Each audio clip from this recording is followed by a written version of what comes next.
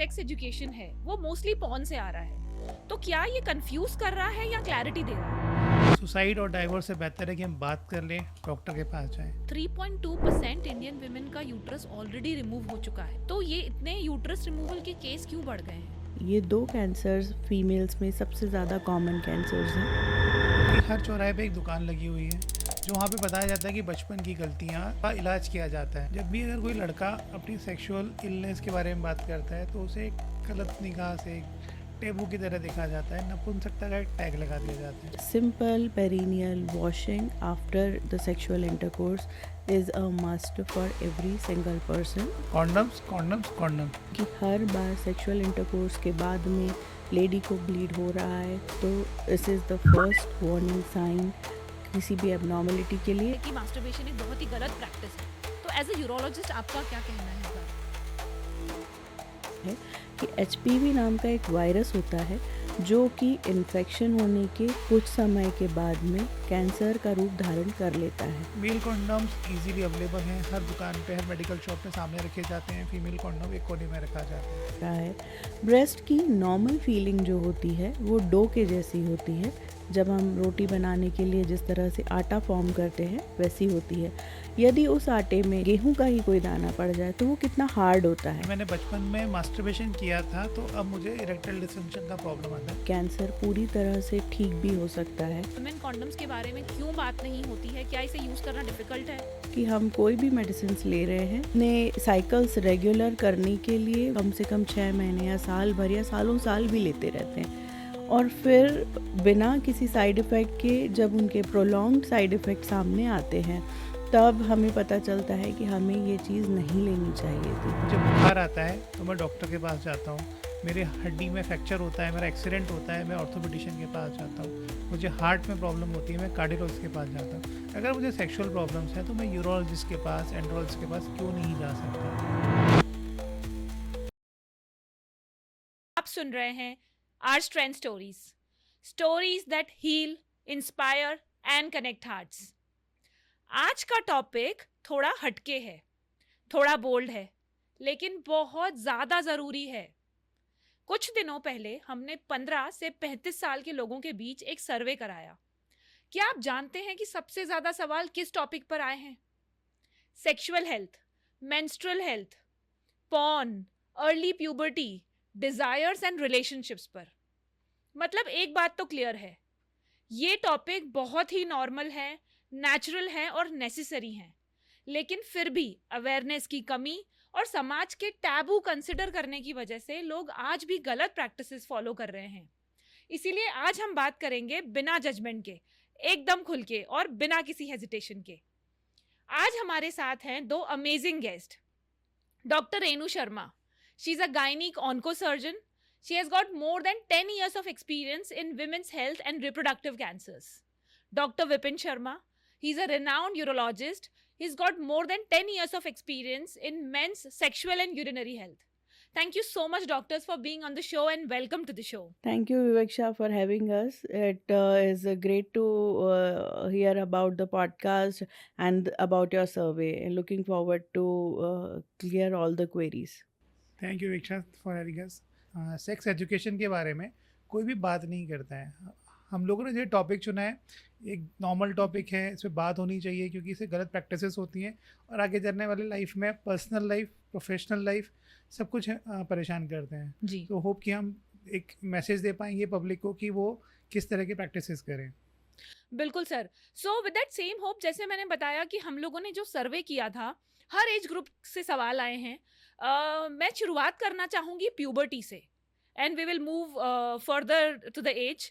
So starting with puberty, ma'am, मेरा पहला सवाल आपसे है कि आजकल हम देख रहे हैं कि बच्चे 9-10 साल में प्यूबर्टी फील करने लग रहे हैं।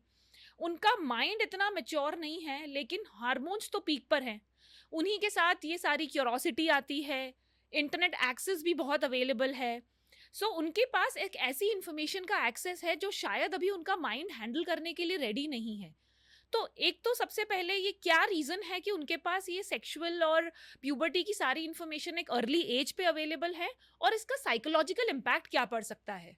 विवक्षा, ये बहुत ना टीनेजर पेरेंट्स के लिए बहुत क्रिटिकल क्वेश्चन है, क्योंकि इतनी अर्ली एज में प्यूबर्टी आ रही है, इतने अर्ली हार्मोनल चेंजेस हो रहे हैं, और उसी के कारण सोशल मीडिया प्लेटफॉर्म है जहाँ पर हर तरह का मटेरियल, हर तरह की इंफॉर्मेशन अवेलेबल है। इन सारे में से कौन सी इंफॉर्मेशन ऑथेंटिक है और कौन सी इंफॉर्मेशन को हमें बाईपास करना चाहिए, ये पेरेंट्स को भी नहीं पता। तो बच्चे उन सारी चीज़ों को लेकर बड़े कंफ्यूज हैं। अगर हम हमारे टाइम की बात करें या हमारे ज़माने की बात करें, जहाँ पर कि 13 से 14 ईयर की एज पर प्यूबर्टी स्ट्राइक होती थी, उस टाइम पर हमारे पास में भी बहुत ज़्यादा सोशल मीडिया नहीं था और हम पेरेंट्स से इतना खुल के बात नहीं कर पाते थे। आज भी कंडीशन वही है, पेरेंट्स से बच्चे एक नेचुरल डिस्टेंस हो ही जाता है इस एज में, दैट इज़ वेरी नॉर्मल। सो वो जाते हैं फिर अपने पीयर्स, अपने फ्रेंड्स के पास में, और उनके साथ में सोशल मीडिया पे जो भी इंफॉर्मेशन अवेलेबल है उसको सर्च करते हैं।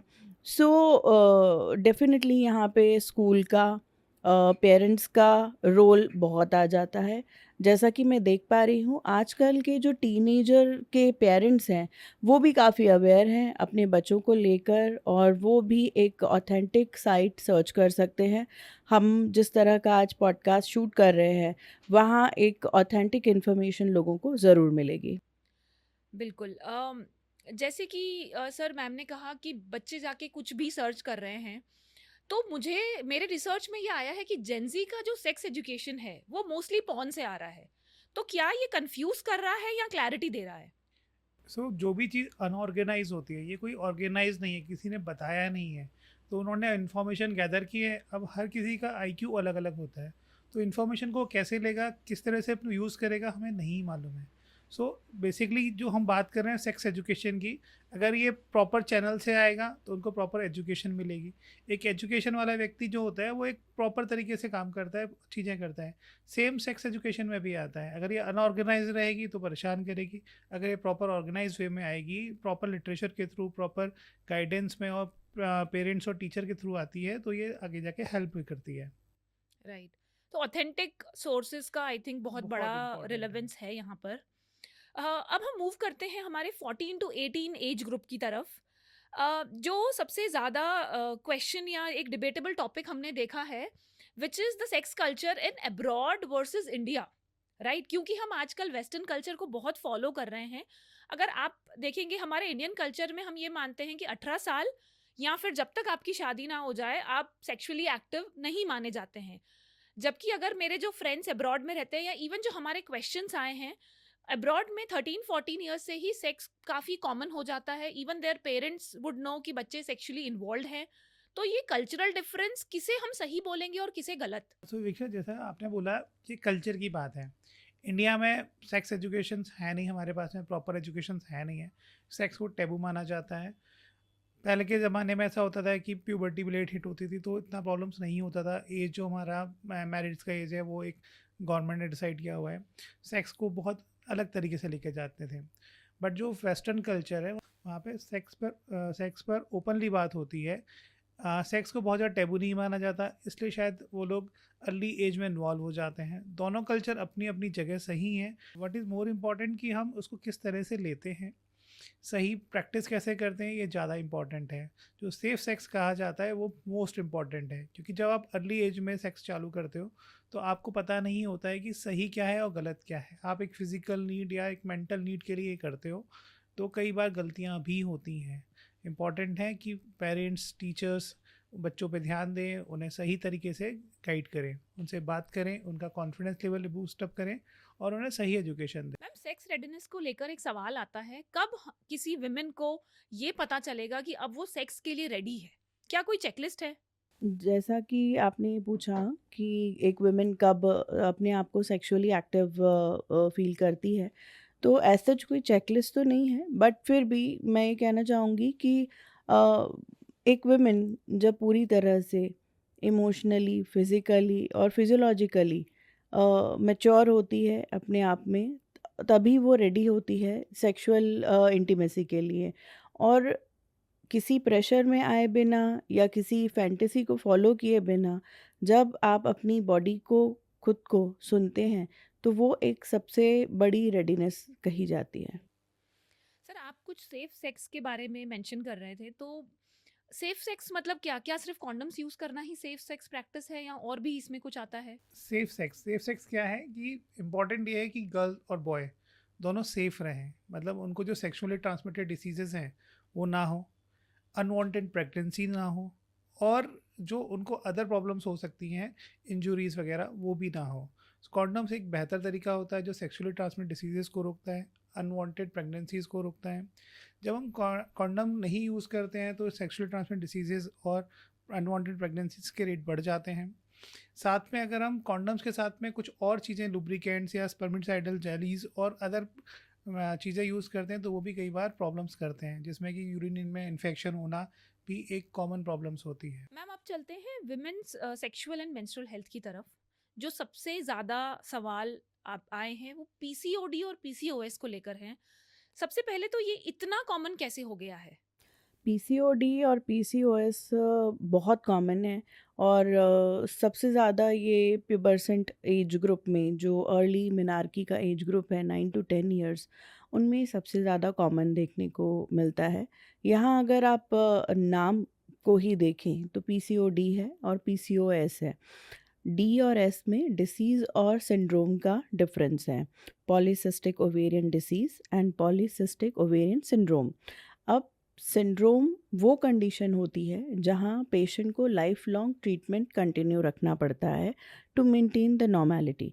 वहीं डिसीज़ में 2 3 4 दिन की आप मेडिसिन लीजिए, कुछ लाइफस्टाइल मॉडिफिकेशन कीजिए और डिसीज़ ठीक हो जाती है।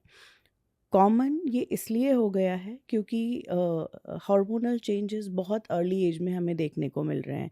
ये एज ग्रुप ऐसा है जहाँ पर कि सेंसिटिविटी सबसे ज़्यादा होती है एनवायरनमेंट के लिए, इमोशनली और फिज़िकली। फ़िज़िकल एक्टिविटी बहुत कम हो गई है बच्चों की, और उसी के साथ साथ जो जंक फूड का इंटेक है वो काफ़ी इंक्रीज़ हुआ है, और साथ ही साथ इमोशनल और एनवायरमेंटल स्ट्रेस बहुत ज़्यादा हो गया है। ये सारी चीज़ें एक दूसरे से इंटरकनेक्टेड हैं, इसीलिए अगर एक चीज़ में बैलेंस गड़बड़ होता है तो सारी चीज़ें गड़बड़ा जाती हैं, और उसका इफ़ेक्ट हॉर्मोन्स पे पड़ता है, ओवरीज पे पड़ता है और मेंसेस पे भी दिखता है। राइट। तो मैम, अगर किसी विमेन को पीसीओएस या पीसीओडी का प्रॉब्लम है तो क्या उसके लिए एक नॉर्मल सेक्सुअल एक्टिविटी फॉलो करने में कोई प्रॉब्लम होती है? कोई दिक्कत हो सकती है उसके लिए सेक्सुअली एक्टिव होने में? नहीं, पीसीओडी में और पीसीओएस में बेसिकली ओवा जो रहते हैं वो बनते तो है लेकिन बर्स्ट आउट नहीं होते। जब ओवा यूट्रस में आएगा ही नहीं तो लेडी प्रेग्नेंट नहीं हो पाएगी। इसका सेक्सुअल एक्टिविटी से कोई कनेक्शन नहीं है, लेकिन हाँ, प्रेगनेंसी से ज़रूर कनेक्शन है। इनफर्टिलिटी के चांसेस पीसीओडी पीसीओएस में बहुत ज़्यादा बढ़ जाते हैं। जी। मैम, पीरियड्स को लेकर अब हम थोड़ी बात करना चाहेंगे। पीरियड पेन एक काफ़ी डिबेटेबल टॉपिक चलता आया है।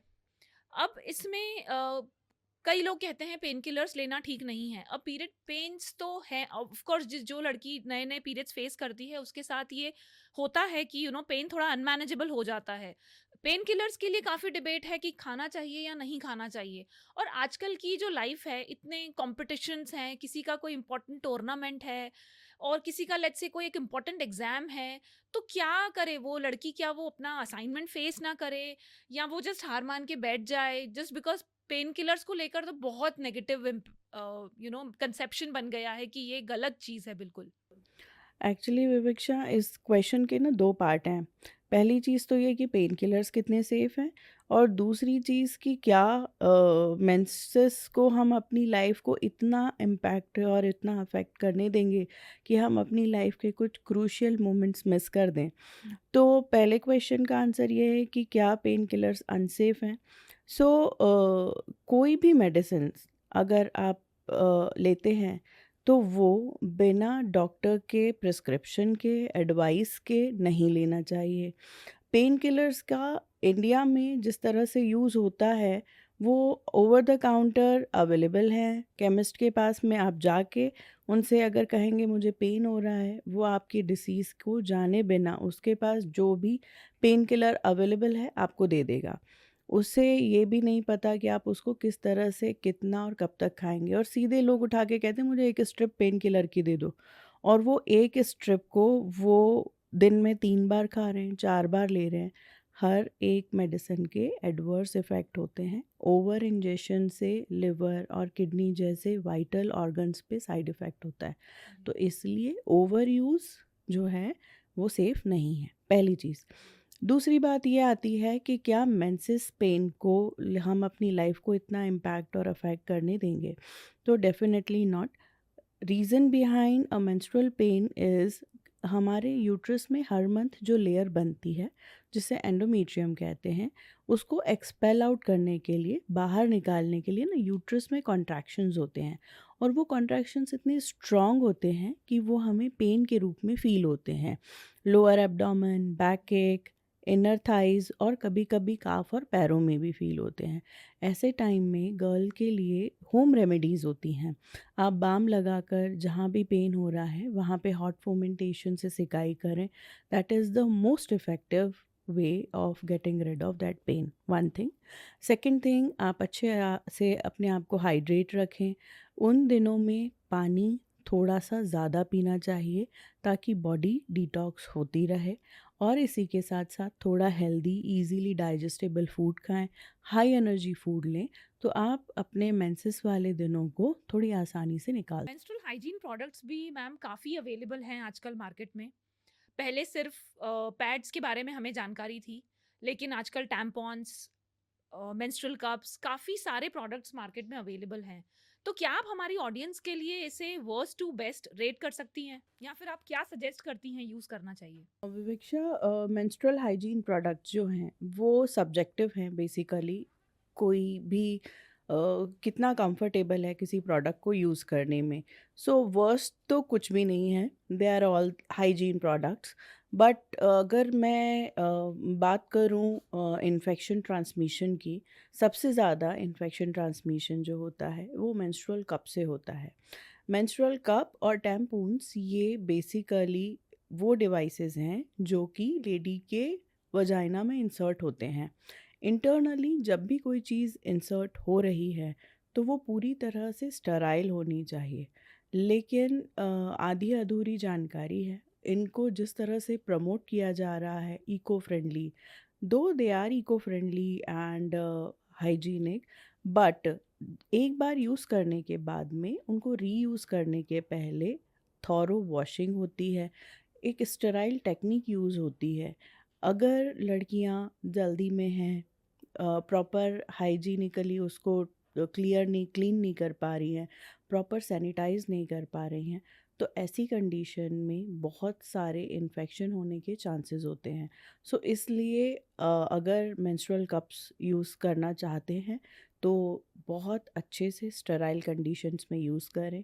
बाकी टैम्पून्स के साथ में भी वही है कि क्योंकि वो वेजाइनली इंसर्ट किए जाते हैं तो टैम्पून्स को भी एवरी 4 आवरली चेंज करना बहुत ज़रूरी है।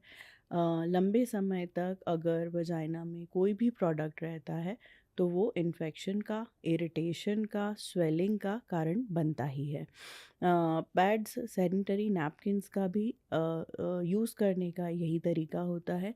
4 to 6 आवर्स में अकॉर्डिंग टू द फ्लो लोग चेंज करते हैं, लेकिन अगर दिन भर एक ही पैड यूज़ कर रहे हैं बिकॉज ऑफ स्कैंटी ब्लीडिंग और समथिंग, तो उस टाइम पे भी पेरिनियल इन्फेक्शन, वजाइनल इन्फेक्शंस बहुत कॉमन है। तो सारे सैनिटरी प्रोडक्ट्स जो हैं उनको यूज़ करने के प्रॉपर तरीके होते हैं। प्रोडक्ट्स नए आते ही हैं मार्केट में, बट यूज़ करना, नहीं करना और किस तरह से यूज़ करना वो हर एक इंसान का सब्जेक्टिव राइट है। राइट।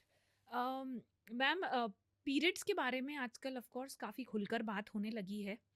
आजकल हम देख रहे हैं कि पीरियड हैम्पर्स आ रहे हैं, राइट? सो बॉयफ्रेंड्स अपनी गर्लफ्रेंड्स को हैम्पर्स गिफ्ट कर रहे हैं, which is of course a good thing. अगर आप किसी लड़की को अच्छा फील कराते हैं उसके ड्यूरिंग हर चमिंग time, which is very good thing. But मुझे लग रहा है कहीं ना कहीं ये पीरियड के नाम पे बहुत अननेसेसरी जंक फूड इनटेक हो रहा है, क्योंकि those hampers contain lot of chocolates, candies, sweets, you know. Dark chocolate खाने का काफ़ी हम लोगों ने सुना है कि it helps you soothe in your periods. So आपको क्या लगता है, क्या ये सिर्फ ट्रेंड है या फिर एक्चुअली मेक्स अ डिफरेंस? एक तरह से it is a trend in disguise. So वहाँ ये है कि they are taking care of their partners, which is very good, करना भी चाहिए सबको। लेकिन वहीं पे आप एक हेल्दी तरीका भी अपना सकते हैं, जहाँ उन्हें जंक फूड देने की बजाय ड्राई फ्रूट्स या लिक्विड्स इस तरह की कुछ चीज़ें प्रोवाइड करें, और इसी के साथ साथ spend the quality time with them rather than gifting the junk foods.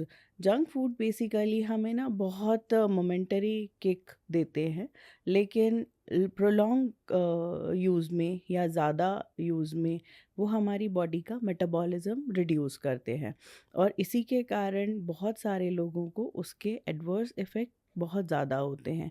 तो मूड स्विंग्स जो पहले थोड़े कम हुआ करते थे, आजकल वो पीएमएस थोड़ा ज़्यादा होने लगा है। मैम, मेंसेस के बाद यूटीआई काफ़ी कॉमन देखा गया है गर्ल्स में। क्या रीज़न है कि गर्ल्स में ये यूटीआई इतना कॉमन हो गया है जस्ट आफ्टर मेंस्ट्रुएशन? जैसा कि हम सभी जानते हैं, मेंसेस में हम सभी अनकंफर्टेबल होते हैं, और ऐसी कंडीशन में we try to avoid using washrooms, या बाथरूम सिर्फ तभी जाते हैं जब हमें पैड्स चेंज करने होते हैं। सो ऐसी कंडीशन में हमें वाटर इनटेक जो रहता है वो कम लेना होता है। लोग जब पानी कम पिएंगे तो एक तो बॉडी के टॉक्सिन्स कंटिन्यूस एक्यूमुलेट होते रहते हैं। दूसरी चीज़, हम रेगुलरली 24/7 मेंस्ट्रुएशन के प्रोडक्ट्स जो हैं, हाइजीन प्रोडक्ट्स, वो यूज़ कर रहे हैं, वो भी एक सोर्स ऑफ इन्फेक्शन होते हैं। तो ये दो सबसे ज़्यादा इम्पॉर्टेंट रीज़न है जिसके कारण कि यूटीआई बहुत कॉमन होता है। सो इसीलिए मैं अपने हर पेशेंट को ये एम्फेसाइज करती हूँ कि मेंसेस में try to take more liquids than taking less. Yes. Sir, अब मेरा सवाल आपके लिए है, जो कि हमारी एज ग्रुप 18 टू 25 के बीच से आया है। एज ग्रुप जो है उस समय का, they are much into gym training, they want to look in a certain way. तो क्या ये सच है कि ओवर ट्रेनिंग से टेस्टोस्टेरोन लेवल गिर जाता है? सो देखो, अच्छा दिखना बहुत ज़रूरी है, आपकी पर्सनैलिटी डेवलपमेंट होता है, आपका कॉन्फिडेंस बूस्टअप होता है। बट कई बार हम जिम जाते हैं, चीज़ें करते हैं, तो टेस्टोस्टेरोन, स्टेरॉयड, क्रिएटिनिन ये सब भी लेते हैं। कोई भी चीज़ अगर बॉडी में एक्सटर्नली डाली जाती है, एक्सटर्नली ली जाती है, तो हानिकारक होती है। सो हानिकारक में क्या होगा, आप टेस्टोस्टेरोन लेंगे या स्टेरॉइड्स लेंगे, आपका मसल्स मास बिल्डअप हो जाता है, बट आपकी किडनी को प्रॉब्लम्स होने लगता है, किडनी फंक्शन में प्रॉब्लम्स होने लगता है, टेस्टिस का साइज़ कई बार छोटा होने लगता है, इनफर्टिलिटी की प्रॉब्लम्स होने लगती हैं। तो कोई भी ऐसा प्रोडक्ट जो कि बॉडी में आप ले रहे हैं और जो बॉडी का हीमोस्टेसिस मतलब बॉडी का बैलेंस बिगाड़ता है, वो हमेशा हानिकारक होता है। सो ये चीज़ों का उपयोग नहीं करना चाहिए। जैसा आपने कहा, स्टेरॉइड्स यूज करने से टेस्टिकल्स श्रिंक होते हैं, और ऐसी क्या प्रॉब्लम्स देखी गई हैं? सो स्टेरॉइड जब भी कोई भी यूज़ करता है तो बहुत सारी प्रॉब्लम्स हो सकती हैं। जो टेस्टिस का साइज़ है वो छोटा हो जाता है। इनफर्टिलिटी यानी कि पिता बनने की क्षमता कई बार कम होने लगती है। स्टेरॉइड बॉडी में और भी हानिकारक काम करते हैं, जैसे आपका मोटापा बढ़ाते हैं, मून फेसेस होने लगते हैं, आपकी बॉडी की इम्यूनिटी कम हो जाती है, इन्फेक्शन के रेट बढ़ जाते हैं, आपकी स्किन पतली होने लगती है। ये सारे साइड इफ़ेक्ट स्टेरॉइड्स के होते हैं। सो स्टेरॉइड्स को बिना डॉक्टर की सलाह के द्वारा यूज़ नहीं करना चाहिए, specially as a body building या जिम प्रोडक्ट के रूप में तो बिल्कुल भी नहीं यूज़ करना चाहिए। राइट। इसी में मैम, एक और सवाल जो हेल्थ और मेंस्ट्रुअल हेल्थ से रिलेटेड है। अगर किसी लड़की के पीरियड्स मिस होते हैं तो ये देखा गया है कि अपने आप उनकी बॉडी फूलने लगती है, दे स्टार्ट गेनिंग वेट। इसके बारे में आप क्या कहना चाहेंगी? मेंसेस इज अ आउटकम और प्रोडक्ट ऑफ हार्मोनल कॉकटेल, और जैसे जैसे हार्मोन्स के लेवल्स चेंज होते हैं वैसे वैसे बॉडी के अंदर भी चेंजेस आते हैं।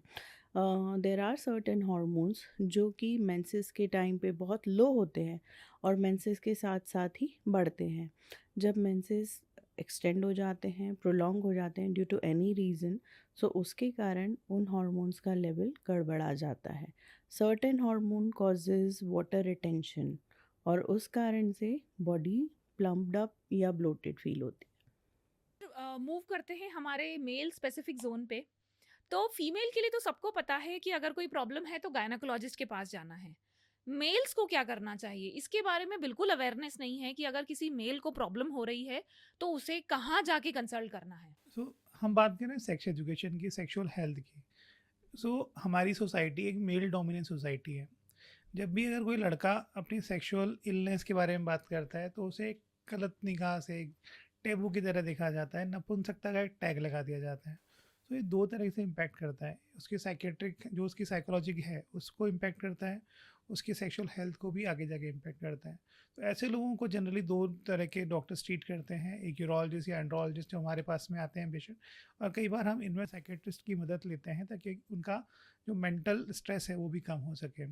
सर मेल सेक्सुअल प्रॉब्लम्स में और क्या आ सकता है? इरेक्टाइल डिसफंक्शन के भी कुछ केसेस सुने हैं हमने। सो जो मेल सेक्सुअल हेल्थ प्रॉब्लम्स मानी जाती है उसमें मेनली इरेक्टाइल डिसफंक्शन माना जाता है। इसके साथ में कई बार प्रीमेच्योर इजैकुलेशंस आते हैं, लॉस ऑफ लिबिडो मतलब कि सेक्स करने की इच्छा खत्म होना, वो भी आता है। सो इरेक्टाइल डिसफंक्शन होता क्या है? इरेक्टाइल डिसफंक्शन सारा ज्ञान गूगल पे अवेलेबल है, बट सही ज्ञान किसी के पास भी नहीं है क्योंकि हर कोई अपना तरफ से नॉलेज गेन करता है। सो इरेक्टाइल डिसफंक्शन में बेसिकली चीज़ आती है कि आपका इरेक्शन या तो हो ही नहीं रहा है या पुअर इरेक्शन है जिसके कारण से आप अपना एक्ट परफॉर्म नहीं कर पा रहे हैं। दूसरी चीज़ आती है प्री मैच्योर इजैकुलेशन, जिसे पीएमई कहा जाता है। उसमें क्या होता है? टाइमिंग का इशू। अगर इरेक्शन का पुअर है या इरेक्टाइल डिसफंक्शंस हो रहा है तो उसमें बहुत सारे रीजंस होते हैं। बहुत सारे रीजंस में सबसे पहले तो आपका एक स्ट्रेस फैक्टर बहुत इंपॉर्टेंट होता है। दूसरा फैक्टर होता है कि आपके शरीर में कुछ और प्रॉब्लम्स तो नहीं हो रही हैं, कुछ और डिसीजेस तो नहीं हो रही हैं। कई बार वेट गेन करना या वेट लॉस करना भी आपको इरेक्टाइल डिसफंक्शन का प्रॉब्लम हो सकता है। आपको अगर डायबिटीज़ है, थायराइड का इश्यूज़ हैं, लिपिड के प्रॉब्लम्स हैं या फिर कोई और ऐसी क्रॉनिक इलनेसेस है उसमें भी इरेक्टाइल डिसफंक्शन हो सकता है। जहाँ तक बात आती है टाइमिंग को लेकर के, टाइमिंग जो मैं कहना चाहूँगा ये सब्जेक्टिव होता है। ये आपके और आपके पार्टनर पर डिपेंड करता है। अगर आपका और आपका पार्टनर खुश हैं तो कोई भी टाइम कोई कम नहीं होता है। बट कई बार ऐसा होता है कि कुछ लोगों को लगता है कि टाइमिंग का इश्यूज़ हैं, तो उसमें हमारे पास में लोग आते हैं और हमको दवाइयाँ देते हैं, काउंसलिंग करते हैं, तो वो ठीक हो जाते हैं। जनरली जो सेक्सुअल हेल्थ की प्रॉब्लम्स होती हैं वो 90% मेडिकेशन और काउंसलिंग के द्वारा ठीक हो जाती हैं। सिर्फ 10% पेशेंट ऐसे होते हैं जिन्हें लंबी दवाइयाँ चलती हैं, कुछ और सर्जरीज़ की आवश्यकता होती है। सर एक मेल ये कैसे समझेगा कि जब जो इरेक्टाइल डिसफंक्शन का इशू है वो एक टेम्पररी एंजाइटी इशू है या फिर एक्चुअली उसे एक मेडिकल इंटरवेंशन की ज़रूरत है? सबसे इम्पोर्टेंट है कि आप जब अपने डॉक्टर के पास में जा रहे हैं तो खुल के बात करें। जब भी पेशेंट मेरे पास में आता है या किसी डॉक्टर के पास में आता है तो हमेशा हम पूछते हैं कि ये कब से प्रॉब्लम्स हो रही हैं। सिंगल पार्टनर्स के साथ में प्रॉब्लम्स हैं कि मल्टीपल पार्टनर के साथ में सेम प्रॉब्लम्स हो रही हैं। दोनों पार्टनर की बॉन्डिंग कैसी है, दोनों पार्टनर आपस में किस तरह से रहते हैं या बातें करते हैं, और ये साथ में कोई और परेशानी आपको तो नहीं है जिसमें कि डायबिटीज़ होती है, हाइपरलिपिडेमिया होता है, थायराइड प्रॉब्लम्स होती हैं। ये सारी चीज़ें रूल आउट करनी पड़ती हैं।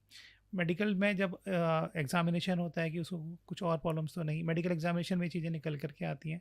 साथ में कुछ अल्ट्रासाउंड्स होते हैं जो हम करते हैं कि उसको कुछ ऑर्गेनिक कॉजेज़ तो नहीं है कि वेस्कुलर या न्यूरोजेनिक कॉजेज़ तो नहीं है। इन कॉजेज़ के आधार पे डिसाइड किया जाता है कि उसको क्या दवाइयाँ चाहिए, उसको सर्जरी की आवश्यकता है या नहीं है, और एक साइकियाट्रिक इवैल्यूएशन भी इसमें मोस्ट इम्पॉर्टेंट पार्ट होता है। सेक्सुअल टाइमिंग को लेकर भी काफ़ी कॉन्शियस होने लगे हैं लोग। तो क्या एक रेगुलर हेल्दी सेक्सुअल एक्टिविटी में टाइमिंग का इतना बड़ा रोल है? टाइमिंग का प्रैक्टिकली बहुत ज़्यादा रोल नहीं होता है। मैंने जैसे पहले भी बोला कि अगर दोनों पार्टनर सेटिस्फाइंग है तो टाइमिंग का रोल नहीं है। ये बात आती कहाँ से? हमारा जो लिटरेचर है, जो सोशल मीडिया है या पॉर्न जिसे कहते हैं वो अवेलेबल है। उसमें दिखाया जाता है कि 40-45 मिनट्स का हो रहा है, विदाउट प्रोटेक्शन के लोग यूज़ कर रहे हैं और चीज़ें हो रही हैं। वही लिटरेचर मेल भी पढ़ते हैं, वही लिटरेचर फीमेल भी पढ़ती हैं, वही लिटरेचर जो सोशल कंटेंट है वो मेल फीमेल दोनों देखते हैं। तो दोनों की फैंटेसी बड़ी हो जाती है। लोगों को बड़ा घर चाहिए, बड़ी गाड़ी चाहिए, चीज़ें बड़ी चाहिए, तो टाइमिंग भी कई बार लोग बड़ा एक्सपेक्ट करने लगते हैं, तो उसमें डिससेटिस्फेक्शन आता है। So timing is not most important. Most important है कि दोनों पार्टनर खुश रहें, तो ये इंपॉर्टेंट है। अगर कई बार टाइमिंग अगर लेस देन मिनट कम है तो आपको डॉक्टर के पास जाना चाहिए। ये फ्रिक्वेंटली आप इंटरकोर्स नहीं कर पा रहे हैं और दोनों पार्टनर अनसेटिस्फाइड हो रहे हैं तो आपको डॉक्टर के पास जाना चाहिए। सबसे इंपॉर्टेंट है कि अपनी फैंटेसी को कंट्रोल में करना चाहिए। राइट। कई लोगों का सर मानना ये है कि जो मेल सेक्सुअल इश्यूज के बारे में जो आपने अभी बात करी, तो ये सब इश्यूज अचानक मेल्स को कैसे आने लगे हैं ना। अब इसमें दो पार्ट है, क्या ये इशू सच में अब आने लगे हैं या फिर इसके बारे में लोग बात अब करने लगे। इश्यूज तो पहले भी थे। एक नेशनल डेटा है कि एक कपल कम का अपनी लाइफ टाइम में कभी ना कभी सेक्सुअल प्रॉब्लम से होकर ही गुजरता है, बट लोग पहले बात नहीं करते थे। अभी लोग बात करने लगे हैं, फीमेल्स बात करने लगे हैं, ये इंपॉर्टेंट है। अगर आप बात नहीं करोगे तो क्या होने वाला है, आप पर्सनल लाइफ आपकी हैम्पर्ड होने वाली है, आपको मेंटल स्ट्रेस होने वाला है, डाइवोर्स होने लगे हैं। और दूसरी चीज़, कई बार लोग सुसाइड करने लगते हैं। सुसाइड और डाइवोर्स से बेहतर है कि हम बात कर लें, डॉक्टर के पास जाएं। मेरा सिंपल सा लोगों के लिए एक सवाल होता है कि अगर मुझे बुखार आता है तो मैं डॉक्टर के पास जाता हूँ, मेरे हड्डी में फ्रैक्चर होता है, मेरा एक्सीडेंट होता है, मैं ऑर्थोपेडिशियन के पास जाता हूँ, मुझे हार्ट में प्रॉब्लम होती है, मैं कार्डियोलॉजिस्ट के पास जाता हूँ। अगर मुझे सेक्सुअल प्रॉब्लम्स हैं तो मैं यूरोलॉजिस्ट के पास, एंड्रोलॉजिस्ट के पास क्यों नहीं जा सकता। दूसरा चीज़, लोग मुझसे पूछते हैं कि सर इम्प्लांट की क्या ज़रूरत है, इम्प्लांट चाहिए करवाना पड़ेगा, नहीं करवाना पड़ेगा। हमें इम्प्लांट नहीं कराना। अगेन ये अवेयरनेस का ही इशू है। अगर मैं बुखार आने पे पैरासीटामोल की गोली खा सकता हूँ, अगर मैं हड्डी टूटने पे रॉड डलवा सकता हूँ, हार्ट में प्रॉब्लम होने पे स्टेंट डलवा सकता हूँ, तो सेक्सुअल हेल्थ प्रॉब्लम होने पर या सेक्सुअल इलनेस होने पर इम्प्लांट डलवाने में क्या इश्यूज़ हैं। इंपॉर्टेंट है प्रॉपर काउंसलिंग, प्रॉपर अवेयरनेस। जो आप डॉक्टर के पास जा रहे हैं वो प्रॉपरली आपको काउंसिल करते हैं कि आपको इम्प्लांट की आवश्यकता है या नहीं है। आजकल जो इम्प्लांट्स आते हैं वो काफ़ी सेफ़ होते हैं, इफ़ेक्टिव होते हैं और आपकी पर्सनल लाइफ को बचा रहे हैं, आपकी नहीं आपके पार्टनर की पर्सनल दोनों लाइफ को बचा रहे हैं। डाइवोर्स के केसेस कम कर रहे हैं, सुसाइड के केसेस कम कर रहे हैं। तो इस पे बात होनी चाहिए, इस पे अवेयरनेस होना चाहिए, इस पे एजुकेशन होना चाहिए। सर पेनाइल इम्प्लांट जैसे कि आपने बताया, सुनने में बहुत ही स्कैरी सी सर्जरी लग रही है। अगर कोई पेशेंट आपके पास आता है और आपको ये रियलाइज होता है कि अब इसे इम्प्लांट की ज़रूरत है, तो आप उसे कंफर्टेबल कैसे करें। कंफर्टेबल कराने के जनरली इम्पॉर्टेंट है कि हम किस किस तरह से उससे बात करते हैं, उनकी परेशानी समझते हैं कि उनको कितनी परेशानी है, काउंसलिंग करते हैं। स्पेशली बोथ पार्टनर्स की काउंसलिंग की जाती है। Penile implant practically safe surgery है, इसे डरने की बात नहीं है। आजकल, पहले के टाइम पे ये लोग जो मेट्रोज़ हैं वहाँ जाते थे, बट आजकल इंदौर और हमारे सेंटर्स पे बहुत इजीली अवेलेबल है। हम लोगों को वीडियोस दिखाते हैं, उनके प्रोज एंड कॉन्स, मतलब कि फ़ायदे और नुकसान दोनों बताते हैं। जनरली नुकसान बहुत कुछ होते नहीं हैं, फ़ायदे ही होते हैं। कोई भी चीज़ आपको समझाई जाती है तो दो तरीके होते हैं समझाने के। हम बातों से समझाते हैं, कई बार पिक्चर ड्रॉ करके सिखाते हैं। आजकल वीडियोज़ अवेलेबल हैं जो हमारी सर्जरीज़ के होते हैं, उस तरह से हम उनको काउंसिल करते हैं और उनको कंफर्टेबल एंड कॉन्फिडेंट फील करवाते हैं। एक सवाल सर जो आपके लिए हमारी फीमेल ऑडियंस की तरफ से आया है कि लड़कियों की वर्जिनिटी के बारे में तो बहुत हाइप है, बहुत डिस्कशन है, क्या ऐसा कुछ लड़कों के लिए नहीं है, क्या उनकी भी कोई वर्जिनिटी होती है या उसे ब्रेक करना कोई टैबू कंसिडर करा जाता है। वीक्षा, मैंने जैसा कहा कि हमारी सोसाइटी मेल डोमिनेट सोसाइटी है, तो हम जो बात करते हैं वो लड़कियों की वर्जिनिटी के बारे में बात करते हैं। बट जो फीमेल डोमिनेटिंग सोसाइटी होती है वहाँ पे इस तरह की बातें नहीं होती हैं। स्पेशली अगर आप वेस्टर्न कल्चर में जाओ, इवन इंडियाज़ में कई स्टेट्स हैं नॉर्थ ईस्ट में जहाँ पे फीमेल डोमिनेटिंग सोसाइटी होती है, फीमेल अपना पार्टनर चूज़ करती है। बट जहाँ मेल डोमिनेटिंग सोसाइटी है वहाँ डेफिनेटली वर्जिनिटी की बात की जाती है। मेल के लिए कोई सा वर्जिनिटी का टेस्ट होता नहीं है, इसलिए बहुत ज़्यादा बात होती नहीं है। फीमेल में कई बार हाइमन को एक वर्जिनिटी टेस्ट के रूप में जाना जाता है। बट हाइमन रप्चर होना, मतलब हाइमन की जो पतली झिल्ली होती है वो कई बार बहुत सारे कारणों से रप्चर या फट सकती है, जिसमें कि साइकिलिंग है, रनिंग है, स्विमिंग है, या फिर कुछ नॉर्मल एक्सरसाइजेस हैं, योगा है, उसमें भी रप्चर हो सकती है। तो प्रैक्टिकली आज की तारीख में वो भी कोई वर्जिनिटी का टेस्ट नहीं है। ये बेसिकली साइकोलॉजिकल बातें हैं और एक समाज का टैबू है। मैम सेफ सेक्स की हम बात कर रहे थे, उसी को मैं थोड़ा एलैबोरेट करूंगी कि सेक्स हाइजीन, तो क्या है ये सेक्स हाइजीन प्रैक्टिसेस और इसे प्रॉपरली फॉलो ना करने से क्या हो सकता है। सो सेक्स हाइजीन का जहाँ तक बात की जाती है which is important for both the partners, male as well as female. और इसके लिए कॉन्डोम सबसे ज़्यादा इम्पॉर्टेंट एक यूजेबल थिंग है, जहाँ पर कि वो एक सेक्सुअली ट्रांसमिटेड इन्फेक्शन के लिए एज अ बैरियर काम करता है। इसके अलावा simple perineal washing after the sexual intercourse is a must for every single person, be it a male और a female. So these are the two things जिन चीज़ों का लोगों को ज़रूर ध्यान रखना चाहिए. बट यहाँ पे सबसे इम्पोर्टेंट है कॉन्डम्स कॉन्डम्स कॉन्डम्स, चाहे वो मेल कॉन्डम्स हो चाहे फीमेल कॉन्डम्स हो. सर मेरा अगला सवाल विमेन कॉन्डम्स की तरफ ही है. अगेन मेल कॉन्डम्स की अवेयरनेस है चारों तरफ, all we know is male condoms. Women condoms के बारे में क्यों बात नहीं होती है? क्या इसे यूज करना डिफिकल्ट है? डिफ़िकल्ट कुछ नहीं होता है, हमें सीखना पड़ता है. इवन मेल्स कॉन्डम्स को भी आपको सही तरीके से यूज़ करना भी सीखना होता है. मेल कॉन्डम्स इजीली अवेलेबल हैं, हर दुकान पे, हर मेडिकल शॉप पे सामने रखे जाते हैं. फीमेल कॉन्डम एक कोने में रखा जाता है. अगेन अगर हम बेसिकली वहाँ पे वही बात आती है कि सेक्स एजुकेशन की. एजुकेशन अगर होगी तो फीमेल कॉन्डम्स के उपयोग भी धीरे धीरे बढ़ने लगे हैं, जो कि आज हम बात कर रहे हैं, मतलब कि धीरे धीरे चीज़ें बेटर हो रही हैं. मैम आप कुछ कहना चाहेंगी इस बारे में? बेसिकली सेक्स को लेकर हमारी सोसाइटी में जो बहुत सारे टैबूज़ हैं उसमें पहले ये माना जाता था कि फीमेल्स कभी भी ओवर द काउंटर या स्टोर पे जाके कॉन्डम्स के लिए दे कैन नॉट आस्क. तो इसीलिए जब वो मेडिकल स्टोर पे जाती ही नहीं है, she can not ask for the female condom. और एक मेल अगर स्टोर पे जाके फीमेल कॉन्डम के बारे में पूछेगा या उसको ख़रीदने जाएगा तो केमिस्ट भी उसको एक कुर्की सी स्माइल देके और कहेगा कि भाई तुम अपने लिए कॉन्डम क्यों नहीं खरीद रहे हो. सो यहाँ धीरे धीरे एजुकेशन के साथ में गर्ल्स अवेयर हो रही हैं and they can go and buy for themselves. बाकी यूजेस जो हैं वो दोनों के सेम ही हैं, दोनों का प्रोटेक्शन जो है वो बिल्कुल सेम ही है. सो डेफिनेटली जैसे जैसे एजुकेशन बढ़ेगी और फीमेल्स अपने लिए थोड़ी अवेयर होंगी तो फीमेल कॉन्डम का यूज़ भी बढ़ेगा. जी. ब्लीडिंग आफ्टर सेक्स ये कब नॉर्मल है और कब हमें पता चलेगा कि अब इसमें अटेंशन की ज़रूरत है? ब्लीडिंग सेक्स के बाद में ब्लीडिंग होना हमेशा एबनॉर्मल ही होता है. सिर्फ कुछ एक कंडीशंस होती हैं जहाँ एक गर्ल पहली बार सेक्सुअल इंटरकोर्स कंज्यूम करती है और उस टाइम पर अगर हाइमन मेम्ब्रेन पहले से रप्चर नहीं हो या बहुत ही ज़्यादा टाइट हो तो फिर वहाँ पे बहुत ही 1 या 2 ड्रॉप स्पॉटिंग या थोड़ी सी ब्लीडिंग हो सकती है. लेकिन अगर हम बात करें कि हर बार सेक्सुअल इंटरकोर्स के बाद में लेडी को ब्लीड हो रहा है तो this is the first warning sign. किसी भी एबनॉर्मलिटी के लिए उन्हें जाना चाहिए और गायनिक से बिना किसी हेजिटेशन के तुरंत सलाह लेनी चाहिए. कई बार कैंसर के लिए भी होता है, कई बार सर्वाइकल कैंसर भी इसी तरह प्रेजेंट करता है. मैम जैसे कि हम बात कर रहे हैं इतने सारे हार्मोन्स की, एक हार्मोनल कॉकटेल आपने जैसे बताया, मुझे लगता है ये पूरा सिस्टम कनेक्टेड है. ऑफ कोर्स अगर आप किसी एक हार्मोन को ठीक करने के लिए दवाई खा रहे हैं या पिल खा रहे हैं तो आपका पूरा सिस्टम कहीं ना कहीं इफेक्ट होता है. कहीं ऐसा तो नहीं है कि हम एक इशू को रिजॉल्व करने में अपनी फ्यूचर लाइफ के लिए दूसरा इशू खड़ा कर रहे हैं, जैसे कि लॉन्ग टर्म कोई हार्मोनल मेडिसिन खा के ब्रेस्ट कैंसर के इश्यूज देखने को मिले हैं, या फिर आप फर्टिलिटी के इश्यूज देखते हैं जिन्हें जो लोग पीसीओडी पीसीओएस की मेडिसिन खाते हैं. तो इसके बारे में आप क्या अवेयरनेस देना चाहेंगे?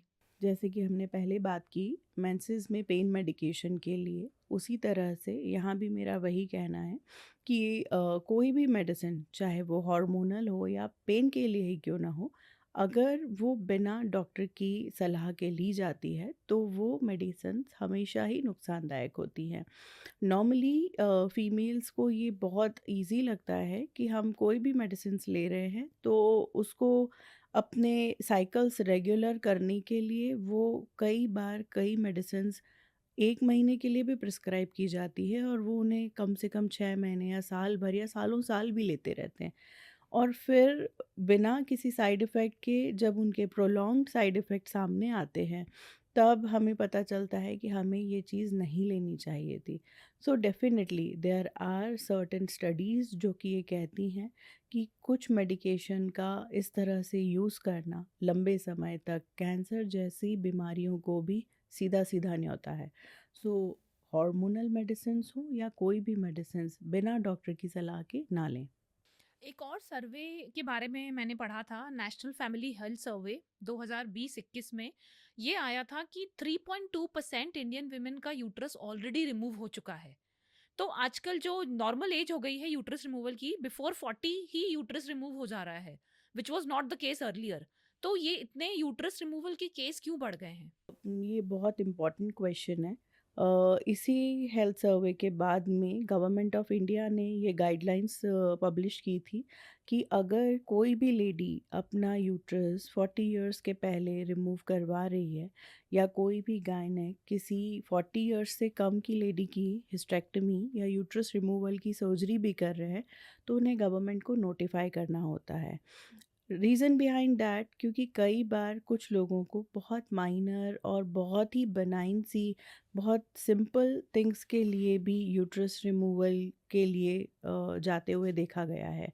सो जैसा कि हमने देखा है कि आजकल जो इन्फेक्शन के चांसेस हैं, हार्मोनल इम्बैलेंस के चांसेस हैं, वो सारा का सारा जो एज ग्रुप है वो 10 इयर्स अहेड शिफ्ट हो गया है।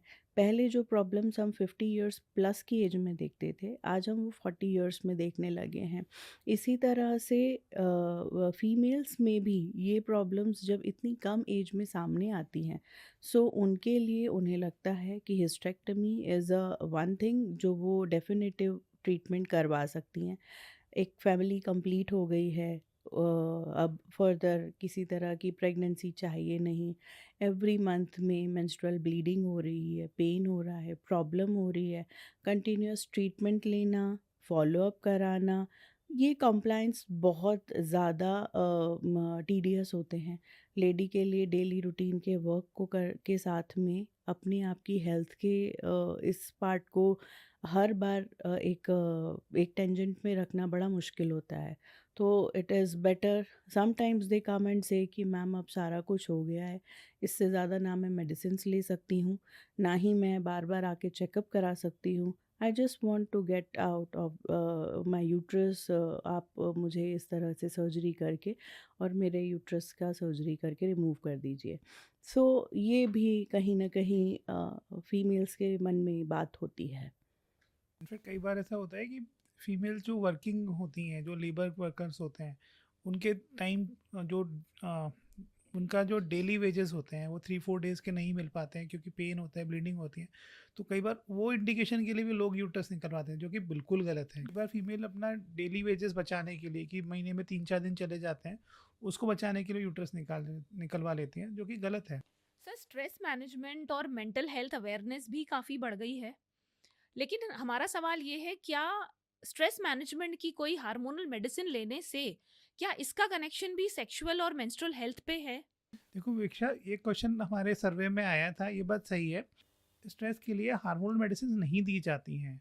सो कई बार लोग कंफ्यूज कर जाते हैं कि मूड स्विंग्स में कुछ दवाइयाँ दी जा रही हैं, वो हार्मोन के कारण है, तो स्ट्रेस के वो हार्मोन्स होंगे आपकी बॉडी में। नहीं, जनरली या रूटीनली या कॉमनली इस तरह की दवाइयाँ डॉक्टर्स प्रिस्क्राइब नहीं करते हैं। अगर वो करते हैं तो वो आपको प्रॉपर इंडिकेशन बताते हैं, समझाते हैं किस लिए कर रहे हैं।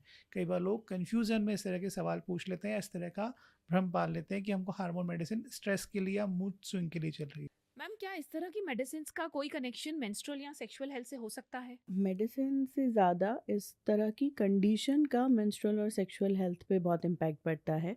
जैसे कि हमने बात की थी कि एक लेडी कब अपने आप को सेक्सुअली एक्टिव समझ सकती है, तो उसके लिए रेडीनेस के लिए उसे इमोशनल, फिज़िकल और फिजियोलॉजिकल तीनों तरह से कंफर्टेबल और फिट होना चाहिए। जब स्ट्रेस होता है तो डेफिनेटली इमोशनली वो फिट नहीं होती है, तो उसका इफ़ेक्ट सेक्सुअल हेल्थ पे पड़ता ही है। Stress is another reason for the hormonal imbalance. तो उस टाइम पे जब वो बहुत ज़्यादा स्ट्रेस में है तो हार्मोन्स बहुत ज़्यादा फ्लक्चुएट होते हैं और स्ट्रेस हार्मोन्स बहुत पीक पे रहते हैं। नॉर्मल मेंस्ट्रुअल हेल्थ भी इसमें इफ़ेक्ट होती है। हमारा जो अगला सेगमेंट है वो न्यू पेरेंट्स से आया है। आजकल की जो जनरेशन को देखते हुए आपके हिसाब से क्या सही एज है जब पेरेंट्स को सेक्सुअल हेल्थ और मेंस्ट्रुअल हेल्थ के बारे में अपने बच्चों से डिस्कशन करना शुरू कर देना चाहिए? और वो लोग ऐसी सिचुएशन में नहीं आना चाहते, बिकॉज आजकल मूवीज और जो OTT शोज हैं, सब कुछ it is very normal to talk about it. तो they want to be in a situation कि बच्चों से बात करना कंफर्टेबल हो।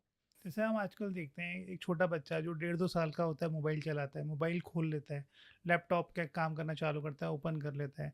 थोड़ा बड़ा होता है तो और ही सारी चीज़ें कर लेता है। तो उसके पास जो सोशल मीडिया का एक्सेस वो तो है ही। अब हम बात नहीं करेंगे तो वो अनऑर्गेनाइज वे में इंफॉर्मेशन लेगा, गलत इंफॉर्मेशन लेगा, कई बार उसको समझ भी नहीं होगी। सो ये इंडिविजुअलाइज्ड है कि किस एज में करना है। आपको अपने बच्चे को देखना है कि वो किस लेवल तक ग्रो कर चुका है। कई बार ये एज 8-9 ईयर्स भी हो सकती है, कई बार ये एज 12-13 साल भी हो सकती है। जनरली मदर्स जो होती हैं अपने जो डॉटर्स होती हैं उनके लिए मेंस्ट्रुअल्स के लिए बात करती हैं, बट जो फादर होते हैं वो इस तरह की बातें जनरली नहीं करते हैं। तो ये फादर की भी रिस्पॉन्सिबिलिटी है कि अपने बच्चों को सेक्सुअल हेल्थ के बारे में एजुकेट करें। सर आजकल का यूथ अपने डोपामाइन मैनेजमेंट के लिए काफ़ी चीज़ों में इंडल्ज होते हुए देखा गया है। Sex addiction, excessive alcohol consumption जो उन्हें फॉर अ मोमेंट बहुत डोपामाइन रश देता है, बट क्या रिजल्ट हो सकता है इसका लॉन्ग टर्म में? जैसे कि कोई भी एडिक्शन खराब ही होता है, चाहे वो टोबैको का एडिक्शन हो, अल्कोहल का सेक्स एडिक्शन हो, ये चीज़ें जो भी एडिक्शन है मतलब कि आपको बार बार इम्पल्सिव वे में कराई जा रही हैं या हो रही हैं, वो खराब ही होता है। सो इम्पॉर्टेंट है कि इस तरह के एडिक्शंस में नहीं पड़ना चाहिए, दूसरों की होड़ देख करके चीज़ें नहीं करना चाहिए। हमें हमारी इंडिविजुअल पर्सनैलिटी है, उसी के हिसाब से काम करना चाहिए। अगर आप अपनी पर्सनैलिटी को ग्रो करते हैं तो लोग अपने आप आके जुड़ जाएंगे, आपको उस तरह के डोपामिन रश की ज़रूरत नहीं पड़ती है। लोग दिखाना चाहते हैं कि वो अलग हैं इसलिए डोपामिन रश कराते हैं, बट अगर आपकी पर्सनैलिटी अलग है तो अपने आप लोग आपसे जुड़ जाएंगे, इम्प्रेस होंगे। तो बेसिकली इस टाइम पे पर्सनैलिटी ग्रो करना चाहिए, ना कि किसी और को देख करके या किसी और अपने पीयर प्रेशर में आके ये चीज़ें करनी चाहिए। सर सिमिलर सवाल एक मास्टरबेशन के लिए भी आता है। कई तरीकों से देखा जाता है इसे। कोई इसे नेसेसिटी समझता है, और कोई समाज इसे टैबू भी अगेन कंसिडर करता है कि मास्टरबेशन एक बहुत ही गलत प्रैक्टिस है। तो एज अ यूरोलॉजिस्ट आपका क्या कहना है इस बारे में? वीक्षा, जब मेरी ओपीडी में पेशेंट्स आते हैं तो बहुत कॉमनली पेशेंट्स आते हैं कि सर मैंने बचपन में मास्टरबेशन किया था तो अब मुझे इरेक्टाइल डिसफंक्शन का प्रॉब्लम आता है। ये बहुत कॉमन सा सवाल। मेरा ऐसा मानना है कि ये चीज़ वहाँ से चालू होती है कि हर चौराहे पे एक दुकान लगी हुई है जो वहाँ पे बताया जाता है कि बचपन की गलतियाँ से का इलाज किया जाता है। हमारे समाज में सेक्स एजुकेशन है नहीं, जो भी चीज़ पर्दे के पीछे, दरवाजे के पीछे, अंधेरे में की जाती है वो गलत मानी जाती है। सो मास्टरबेशन भी उसी में एक पार्ट आता है। सो कई लोगों को लगता है कि उन्होंने बचपन में मास्टरबेट किया तो उसके कारण उनको सेक्सुअल प्रॉब्लम्स होती हैं। ऐसा नहीं है। कई बार उनको स्ट्रेस होता है, इसके कारण सेक्सुअल प्रॉब्लम हो सकती है। मास्टरबेशन एक नेचुरल नॉर्मल प्रोसेस है जो करना चाहिए। अ, ये डिपेंड करता है कि आप उसको किस तरह से लेते हैं और आपकी बॉडी की नीड कैसी है। इसमें कुछ गलत नहीं है। अगेन ये सब्जेक्टिव है कि करना चाहिए नहीं करना चाहिए, बट इसमें गलत नहीं है। अगर आप करते हैं तो बिल्कुल भी गलत नहीं है। कई बार लोगों को ये लगता है कि मास्टरबेशन से कमजोरी आती है। मेरा सिंपल सा सवाल है, ये आपका कई बार मन का भ्रम भ्रम होता है, चीज़ें होती हैं। अगर एक नॉर्मल सेक्सुअल इंटरकोर्स में वीकनेस नहीं आती है तो मास्टरबेशन से कमजोरी कैसे आ सकती है? सर हमारा अगला सेगमेंट है जेंडर रीअफर्मेशन।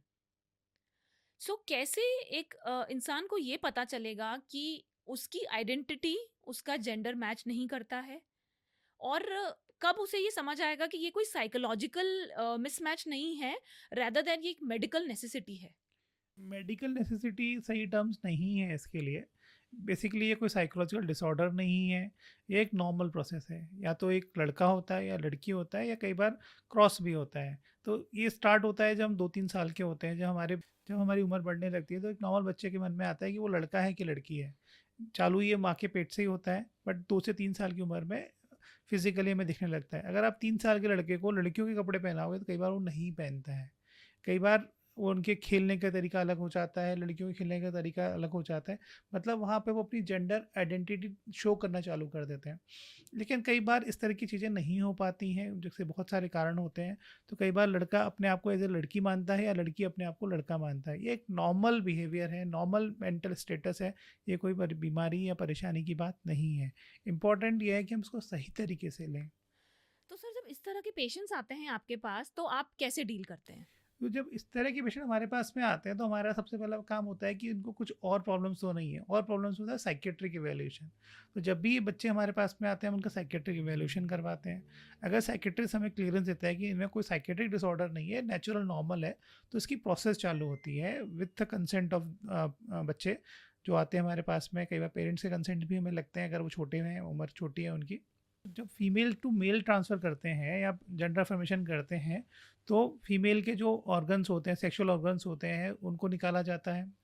उनका उनको लाइफ लॉन्ग हार्मोन थेरेपी पे रखा जाता है। उनका फेलस क्रिएट किया जाता है, फेलस में इम्प्लांट किया जाता है ताकि वो as a male partner behave कर पाएँ।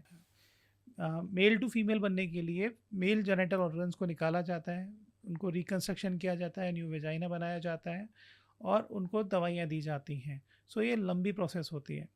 जनरली ये मल्टीपल स्टेज से होकर गुजरना पड़ता है, जिसमें कि दवाइयाँ, सर्जरीज होती हैं। आजकल इसमें कॉस्मेटिक वाला पार्ट भी इन्वॉल्व होता है। लोग अपनी वॉइस चेंज करा सकते हैं, लोग अपनी जॉ लाइन और हेयर लाइन ये इम्प्रूव कर सकते हैं। फीमेल टू अगर मेल बनते हैं तो उनको लॉन्ग टर्म हार्मोन थेरेपी भी लेनी पड़ती है। सर, ये सर्जरी सुनने में काफ़ी ही एडवांस लग रही हैं, तो ऐसी सर्जरी होने के बाद क्या प्रॉब्लम्स हो सकती हैं पेशेंट? जनरली इसमें क्या होता है कि अगर कोई मेल टू फीमेल बना है तो वो कंसीव नहीं कर सकता। सो जब हम इस तरह की सर्जरीज करते हैं तो उनको समझाते हैं कि आप एक बार, ये परमानेंट चीज़ें हैं, आप कंसीव नहीं कर पाएंगे, मतलब कि माँ नहीं बन पाएंगे, आपको चाइल्ड अडॉप्ट करना पड़ेगा। जनरली इंपॉर्टेंट अच्छी चीज़ मालूम क्या है, जनरली जब इस तरह के बच्चे हमारे पास में आते हैं वो बहुत सारी चीज़ें पढ़ के और समझ कर के आते हैं। जी तो हमारे लिए ये वाला पार्ट काउंसलिंग करना आसान हो गया है आजकल। सर, अगेन जब ये जेंडर रीअफर्मेशन की सर्जरीज होती हैं, तो एक तो क्या प्रिकॉशंस उनको लेने हैं अपने लाइफ टाइम, और हम एज ए सोसाइटी क्या कर सकते हैं सपोर्ट करने के लिए और ऑल्सो मोटिवेट करने के लिए कि लोग खुलकर आकर इस बारे में बात कर सकें? अगेन वही बात होती है एजुकेशन की, अवेयरनेस की। सो ये खूब साइकेट्रिक डिसऑर्डर नहीं मानना चाहिए, नॉर्मल प्रोसेस होता है, नॉर्मल थिंग है हमारी चीज़ों में। सो अगर हम नॉर्मली लेंगे तो लोग अपने आप सामने आ जाएंगे। अगर हम उनको परेशानी होकर देखेंगे, उनको समझेंगे कि ये मेंटल प्रॉब्लम्स के कारण है, तो डेफिनेटली वो अपनी बातें छुपाएंगे, तो उनको और प्रॉब्लम्स होते हैं। So awareness is most important, this is very normal thing. Ma'am, अब एक सेक्शन जो कि अगेन डिबेटेबल है for females, which is period delaying pills. इसको लेकर अभी रिसेंटली एक न्यूज़ भी आई थी। ऑफ कोर्स हमें तो रीज़न नहीं पता है कि उस लड़की की डेथ क्यों हुई, बट सोशल मीडिया पे ये कहा जा रहा है कि उसकी डेथ पीरियड डिले पिल्स लेने की वजह से हुई है। तो आप प्लीज़ हमारी ऑडियंस को अवेयर कराइए कि क्या ये पिल्स रियली इतनी अनसेफ हैं, या फिर इनको सेफली कंज्यूम करने का क्या तरीका है? विवक्षा, सेम जैसा हमने बार बार इन बातों को डिस्कस किया है कि कौन से मेडिकेशन सेफ़ हैं या नहीं हैं, उसी तरह से पीरियड डिलेइंग पिल्स भी जो होती हैं, ये बहुत हाई हार्मोनल कंटेंट की पिल्स होती हैं, जो कि हम जब कंज्यूम करते हैं तो with due all the precautions and instructions with the doctor तभी करनी चाहिए। इनका बार बार यूज़ करना, नॉन जुडिशरी यूज़ करना बहुत ज़्यादा हार्मफुल होता है। बेसिकली ये हाई हार्मोनल पिल्स होती हैं, जिनका एक साइड इफ़ेक्ट कह लूँ मैं कि ब्लड थिक करना होता है, और जिन बच्चों का पहले से ही ब्लड में थिक है तो उनको ब्लड क्लॉटिंग की प्रॉब्लम हो सकती है, और ऐसी कंडीशन में यदि वो क्लॉट हमारे हार्ट में या ब्रेन में कहीं जाके स्टक हो गया तो वो जानलेवा भी हो सकता है। तो ये सिर्फ एक छोटा सा साइड इफ़ेक्ट था। इसके अलावा इनके और भी कई सारे साइड इफ़ेक्ट हैं जो प्रोलॉन्ग्ड यूज़ पे हेल्थ पे एडवर्स इफ़ेक्ट डालते हैं। सो डेफिनेटली पीरियड्स को डिले करने वाली पिल्स जो हैं वो सिर्फ डॉक्टरी सलाह से ही लेनी चाहिए। पूरे लाइफ टाइम में 2 से 3 बार से ज़्यादा इनका यूज़ नहीं करना चाहिए। हर 2 महीने, हर 4 महीने में या हर मंथ में हम अपनी कन्वीनियंस के हिसाब से अपने पीरियड्स को मॉड्यूलेट कर लें, ये वो चीज़ नहीं है। मैम, आप इतने सालों से कैंसर अवेयरनेस पे काम कर रही हैं, इतनी सारी फीमेल्स की आपने हेल्प की है, तो आप हमारे ऑडियंस को प्लीज़ इससे अपने कैंसर की जर्नी से अवेयर कराइए, और ऑल्सो क्या इंपॉर्टेंट स्टेप्स हैं, क्या मेडिकल चेकअप्स होने चाहिए हर वुमेन की लाइफ में जो कि मैंडेटरी हैं उसे कैंसर से बचाने के लिए? ये बहुत अच्छा क्वेश्चन आपने पूछा है, और इसका सबसे बड़ा मैं आपको एक एग्जांपल बताती हूँ। अगर मैं ये कहूँ, कैंसर का नाम सुन के ही लोगों को सबसे पहली चीज़ आती है कि ये नॉन क्योरेबल थिंग है। अगर एक बार किसी को कैंसर हो जाए तो वो ठीक नहीं हो सकता। लेकिन इसी का एक मैं 360 डिग्री ऑपोजिट आपको एक एग्जांपल बताती हूँ। अगर मैं ये कहूँ कि कैंसर पूरी तरह से ठीक भी हो सकता है और कैंसर होने के पहले भी हम ये जान सकते हैं कि कौन सा इंसान इस चीज़ के लिए रिस्क पे है और किसको कैंसर हो सकता है, अगर हमें ये पहले से ही पता लग जाए तो इससे बड़ी कोई बात ही नहीं हो सकती। सो विमेंस में ईश्वर कहते हैं ना कि उन्हें अगर कुछ प्रॉब्लम दी है तो उसको फेस करने के लिए और उसके बहुत सारी रेमेडीज़ भी दी हैं। उसी तरह से सर्वाइकल कैंसर जो है या ब्रेस्ट कैंसर, ये 2 कैंसर्स फीमेल्स में सबसे ज़्यादा कॉमन कैंसर्स हैं। और ब्रेस्ट कैंसर की जहाँ तक बात की जाए तो ये बहुत यंग एज ग्रुप में दिख रहा है। ऐसी कंडीशन में फीमेल्स को ब्रेस्ट सेल्फ एग्जामिनेशन करने की सलाह दी जाती है। हर मंथ में पीरियड्स स्टॉप होने के बाद में ब्रेस्ट सेल्फ एग्जामिनेशन करना चाहिए, जहाँ पर कि वो मिरर के सामने खड़े हो जाएं, ब्रेस्ट को पूरी तरह से एक्सपोज करें, स्किन को देखें कहीं किसी तरह से कोई स्वेलिंग, रेडनेस या निपल रिट्रैक्शन तो नहीं हो रहा है। ब्रेस्ट की नॉर्मल फीलिंग जो होती है वो डो के जैसी होती है। जब हम रोटी बनाने के लिए जिस तरह से आटा फॉर्म करते हैं वैसी होती है। यदि उस आटे में चना या मूंगफली का दाना या गेहूं का ही कोई दाना पड़ जाए तो वो कितना हार्ड होता है, उसकी फीलिंग उस तरह से होती है। इसी तरह की कोई गांठ, कड़क गांठ अगर ब्रेस्ट में हमें फील हो तो हमें तुरंत जाकर डॉक्टर को दिखाना चाहिए, सोनोमेमोग्राफी की जांच करानी चाहिए और ज़रूरत पड़े तो सुई से बायोप्सी भी करानी चाहिए। ये कुछ जांचें होती हैं जिससे आप पूरी तरह से सुरक्षित हो सकते हैं। ब्रेस्ट कैंसर जैसी गंभीर बीमारी से समय रहते इलाज भी करवा सकते हैं और बच भी सकते हैं। दूसरी बात आती है सर्वाइकल कैंसर की। सर्वाइकल कैंसर 99.9% केसेस में देखा गया है कि एचपीवी नाम का एक वायरस होता है जो कि इन्फेक्शन होने के कुछ समय के बाद में कैंसर का रूप धारण कर लेता है। तो यदि किसी महिला को समय रहते ये पता चल जाए कि उसको एचपीवी वायरस का इन्फेक्शन है तो वो टाइमली ट्रीटमेंट करा लेगी और सिर्फ मेडिसिन से ही एचपीवी वायरस का इन्फेक्शन ट्रीट हो जाएगा और कैंसर जैसी गंभीर बीमारी होने से पहले ही वो आसानी से अपने आप को बचा सकती है।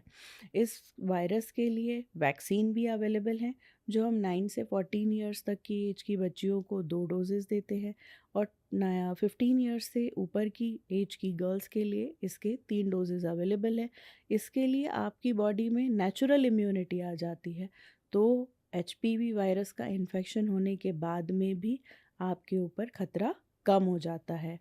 इसके अलावा जो लोग वैक्सीन नहीं ले पाए हैं उनके लिए 26 ईयर्स से अधिक की एज में हर 3 साल में एक बार एलबीसी या पेप स्मीयर का टेस्ट कराना सबसे ज़्यादा नॉर्मल और आसान चीज़ है।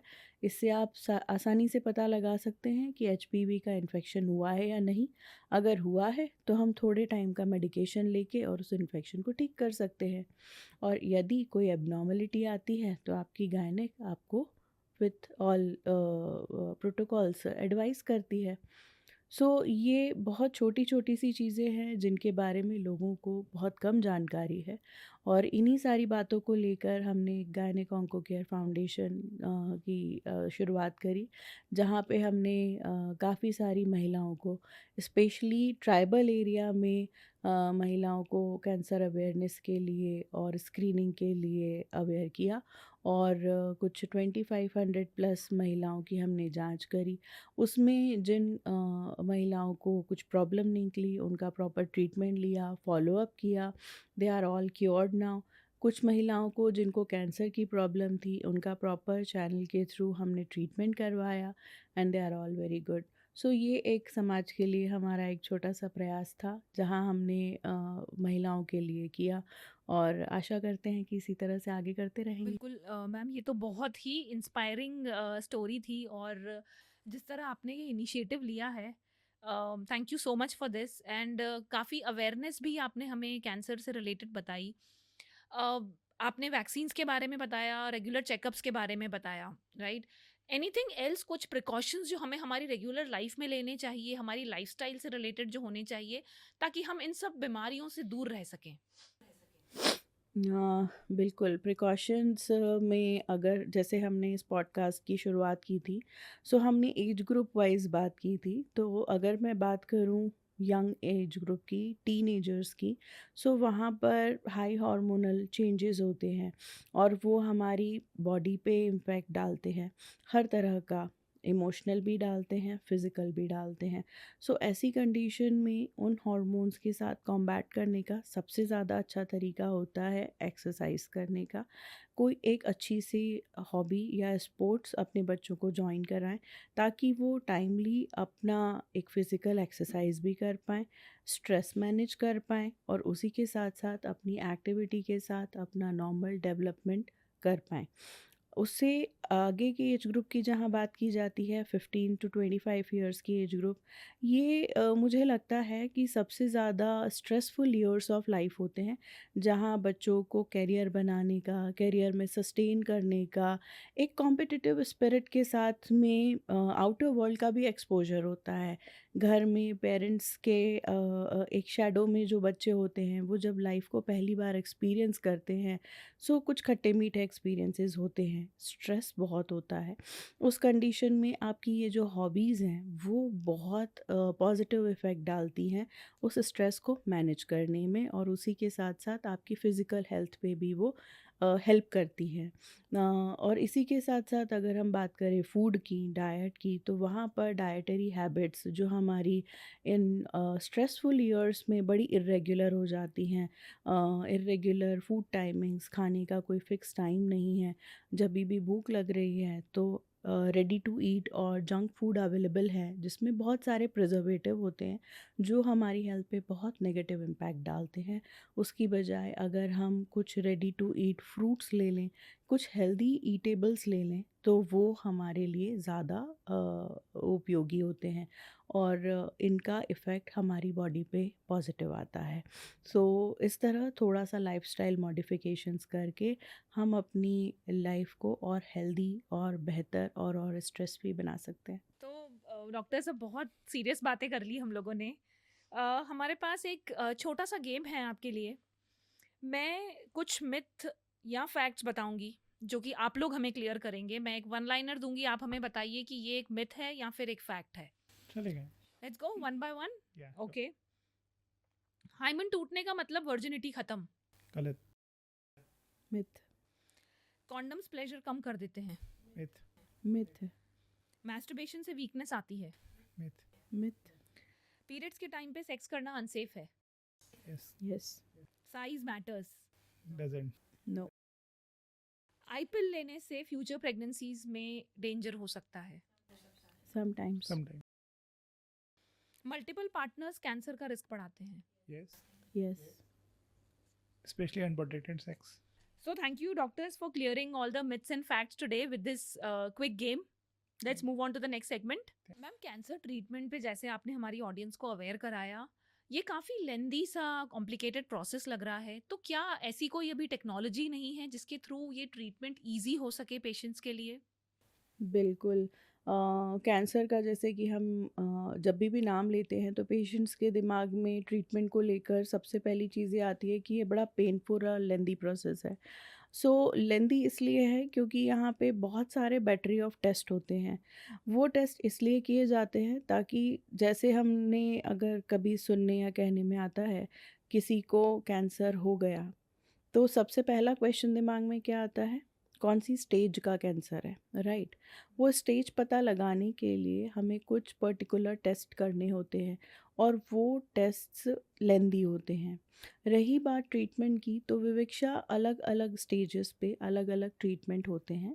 बट अगर मैं ब्रॉडली कहूँ तो फर्स्ट स्टेज का अगर कैंसर है किसी को, इसका मतलब है कि वो पर्टिकुलरली उस ऑर्गन में ही है, और अगर उस ऑर्गन में कन्फाइंड है, वो कहीं स्प्रेड नहीं हुआ है, तो उसको सेफली हम सर्जरी करके बाहर निकाल सकते हैं बॉडी के, और ये सेफेस्ट तरीका होता है। पहले के ज़माने में जो सर्जरी होती थी, इतनी ज़्यादा टेक्नोलॉजी अवेलेबल नहीं थी, तो उस टाइम पे हम ओपन सर्जरी करते थे। बड़ा सा कट लगता था और फिर ऑर्गन ओपन करके और सर्जरी करके निकाला जाता था। आज टेक्नोलॉजी अवेलेबल है, ना सिर्फ इंडिया में बल्कि हमारे इंदौर में भी हमारे पास में लैप्रोस्कोप और रोबोटिक सर्जरी के सारे ऑप्शंस अवेलेबल हैं। तो जो सर्जरी हम ओपन बड़े से स्कार से करते थे, बड़ा कट लगा के करते थे, आज वो सर्जरी हम की होल या बहुत छोटे छोटे नीडल्स के द्वारा करते हैं। उससे पेशेंट्स को जब बहुत बड़ा कट नहीं होगा, छोटे छोटे से स्कार्स आएंगे तो बहुत ज़्यादा ब्लीडिंग नहीं होगी, बहुत ज़्यादा ब्लीडिंग नहीं तो वीकनेस भी नहीं होगी, बड़ा कट नहीं है तो पेन भी नहीं होगा। तो it is a kind of painless surgery. पहले जब बहुत बड़ा सा कट लगता था तो पेशेंट को 8 से 10 दिन हॉस्पिटलाइज रहना पड़ता था। वो बेड से उठ के खड़ा होने में ही 3 दिन लगते थे। और यहाँ हम जो ये की होल सर्जरीज़ करते हैं, इन की होल सर्जरीज़ में पेशेंट नेक्स्ट डे उठकर आराम से अपना चलने लगता है। थर्ड डे में वो अपने डेली रूटीन के जो वर्क हैं वो करने लगता है और डिस्चार्ज हो जाता है। क्योंकि ये बहुत छोटी सर्जरी होती है तो हीलिंग बहुत जल्दी हो जाती है। हीलिंग जल्दी होने से अगर पेशेंट को कीमो या रेडिएशन की ज़रूरत पड़ रही है तो वो भी हम काफ़ी जल्दी स्टार्ट कर सकते हैं। तो टेक्नोलॉजी से पेशेंट का ट्रीटमेंट बहुत आसान हुआ है, इजी हुआ है और मैं कहूँगी पेनलेस भी हुआ है। So this is a good thing. तो कैंसर से अब ट्रीटमेंट में डरने की ज़रूरत नहीं है। आप डॉक्टर से सलाह लें, टाइमली मिले, छुपाएं नहीं। टाइमली जब आप पेशेंट आते हैं डॉक्टर के पास में तो जल्दी ट्रीटमेंट होता है, जल्दी डायग्नोसिस होता है और जल्दी ठीक होते हैं। एक और सवाल जो हमारी ऑडियंस से आया है, जो कि है वजाइनोप्लास्टी। तो ये एग्जैक्टली क्या है और क्यों करवाते हैं लोग? ये बड़ा ही हॉट ट्रेंडिंग टॉपिक है।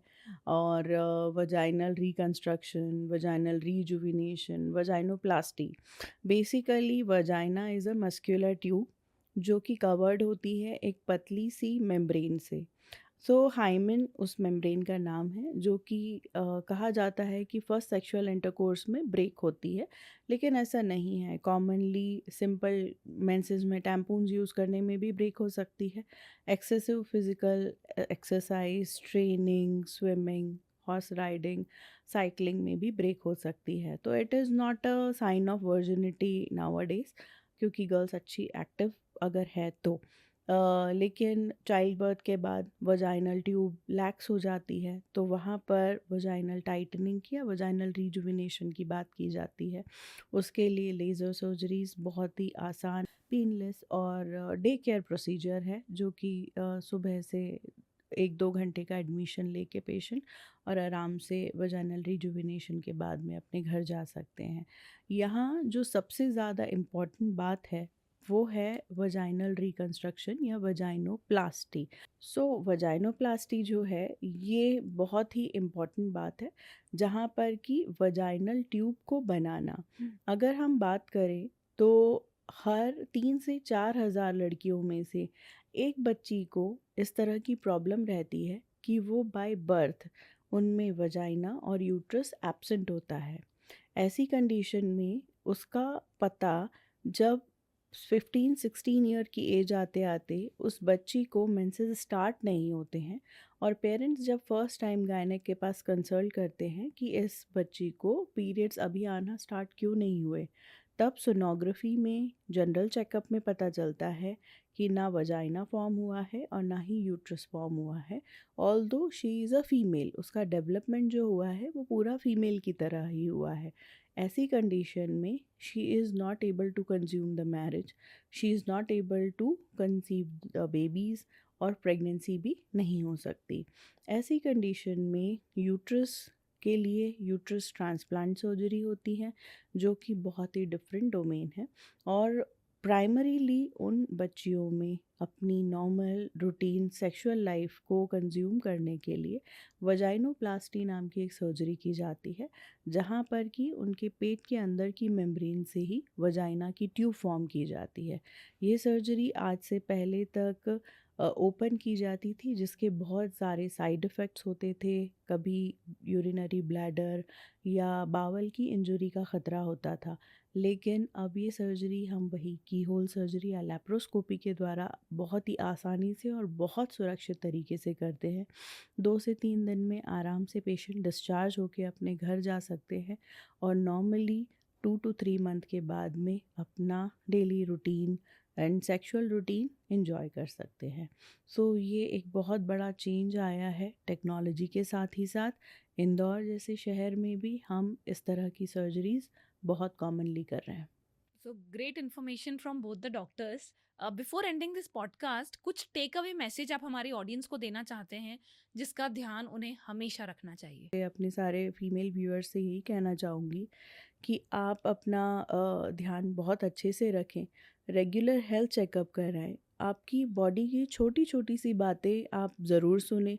यदि आपको लग रहा है कि जो पेन आपको नॉर्मल रूटीन में नहीं होता, अगर कोई पेन है, कोई एबनॉर्मल डिस्चार्ज है या कोई एबनॉर्मल लंप हो रहा है, तो तुरंत अपने गायनेक से मिलें। तो मैं कहना चाहूँगा condoms condoms condom, practice the safe sex, sex education is most important. Parents को अपने बच्चों से बात करना चाहिए, स्पेशली फादर को भी अपने बच्चों से, मतलब डॉटर और सन दोनों से बात करना चाहिए, और सेक्सुअल हाइजीन को मेंटेन रखना चाहिए। Thank you so much, doctors, for being on the show. Thank you so much for your valuable information. Thank you so much. Thank you. Thank you.